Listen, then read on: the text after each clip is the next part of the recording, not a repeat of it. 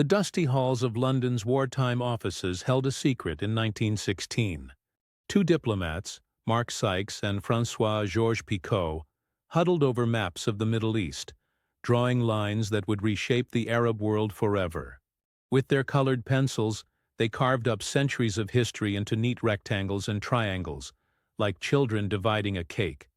The Ottoman Empire was crumbling, and like vultures circling their prey, Britain and France saw an opportunity. They had made grand promises to Arab leaders, whispering dreams of independence into eager ears.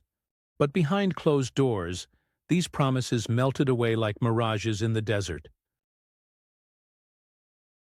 The Sykes-Picot Agreement, as it would come to be known, cut through ancient tribal lands and centuries-old communities without regard for the people who lived there.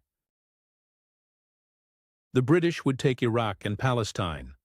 The French would claim Syria and Lebanon. Borders appeared where none had existed before, splitting families, tribes, and ethnic groups. When the dust settled after World War I, the Arab world found itself transformed. New nations emerged with rulers chosen by distant powers. Flags were raised over territories whose boundaries had been drawn with rulers rather than understanding.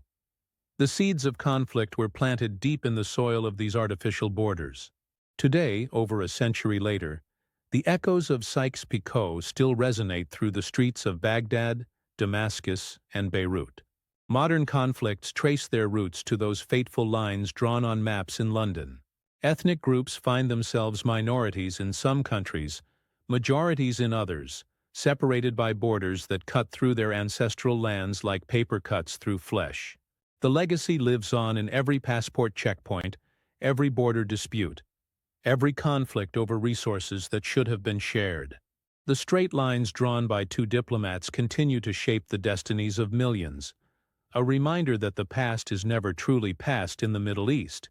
It lives on in the geography of nations, in the politics of identity, and in the dreams of unity that persist despite the divisions imposed from above.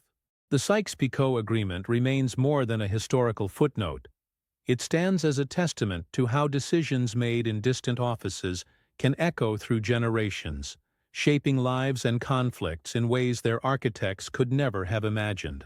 The map they drew still defines the modern Middle East, for better or worse, a century-old ghost that refuses to fade away.